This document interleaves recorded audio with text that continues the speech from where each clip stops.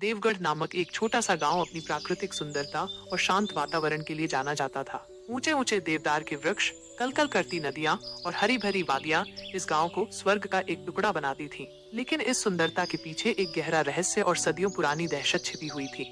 गांव के बुजुर्ग एक चुड़ैल की कहानी सुनाते थे, जिसे खुल्फी वाली चुड़ैल के नाम से जाना जाता था। कहा जाता था कि वो पूर्णिमा की रातों में प्रकट होती थी और उन लोगों को अपना शिकार बनाती थी जो अकेले घूमते थे या बुरी आत्माओं को छेड़ते थे। उसकी पहचान उसकी बर्फीली ठंडी सांस और उसके हाथों में हमेशा रहने वाली एक रहस्यमय खुल्फी थी। कई पीढ़ियों से देवगढ़ के लोग इस चुड़ैल के डर से जीते थे। सूरज ढलते ही घरों के दरवाजे बंद कर दिए जाते थे और कोई भी अकेले बाहर निकलने की हिम्मत नहीं करता था। बच्चों को उसकी कहानियां सुनाकर डराया जाता था ताकि वे रात में शरारत न करें। इस गांव में अर्जुन नाम का एक युवक रहता था। वो साहसी और निडर स्वभाव का था और इन पुरानी कहानियों पर ज्यादा ध्यान नहीं देता था। अर्जुन शहर में पला बढ़ा था और कुछ साल पहले ही अपने दादाजी की मृत्यु के बाद गांव लौटा था। उसे गांव की शांति और प्रकृति से प्यार था, लेकिन वो यहाँ के लोगों के अंधविश्वास और डर को समझ नहीं पाता था। एक पूर्णिमा की रात गांव में एक मेला लगा हुआ था। अर्जुन भी मेले में घूम रहा था, लोगों की भीड़ और रंगीन रोशनी में खोया हुआ। देर रात तक वो घर नहीं लौटा था। गांव के कुछ बुजुर्गों ने उसे रोकने की कोशिश की थी, पूर्णिमा की रात और चुड़ैल की चेतावनी दी थी, लेकिन अर्जुन ने उनकी बातों को हंसी में उड़ा दिया था। जब मेला खत्म हुआ और सड़कें सुनसान हो गईं, तब अर्जुन अकेले अपने घर की ओर चल पड़ा। चांदनी रात में गांव और भी शांत और रहस्यमय लग रहा था। पेड़ों की छायाएं लंबी और डरावनी आकृतियां बना रही थीं। अचानक उसे एक ठंडी हवा का झोंका महसूस हुआ, जैसे किसी ने उसके पास से बर्फीली सांस ली हो।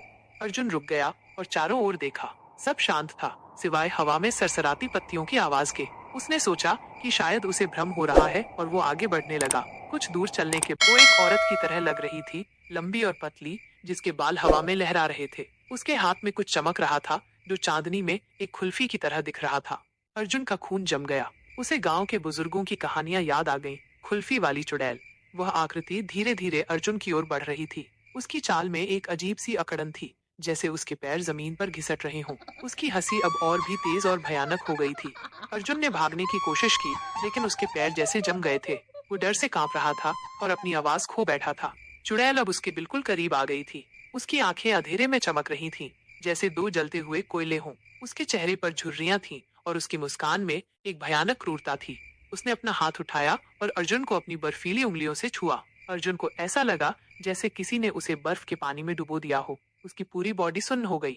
चुड़ैल ने अपनी खुल्फी उठाई और अर्जुन की ओर बढ़ाई।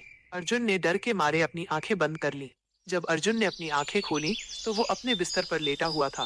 सुबह की रोशनी कमरे में फैल रही थी और पक्षियों की चहचहाहट सुनाई दे रही थी। उसे लगा कि रात का सब कुछ एक बुरा सपना था। उसने उठकर चारों ओर देखा। उसका शरीर अभी भी थोड़ा सुन्न था, लेकिन डर का वो भयानक एहसास कम हो गया था। उसने सोचा कि शायद थकान और मेले की भीड़ भाड़ के कारण उसे ऐसा भ्रम हुआ होगा, लेकिन जब उसने अपने हाथ को देखा तो वो चौंक गया। उसकी कलाई पर बर्फ के जलने जैसा एक निशान था, जो रात की भयानक मुठभेड़ का सबूत दे रहा था। अर्जुन अब समझ गया था कि गांव के लोगों की कहानियां सच थी।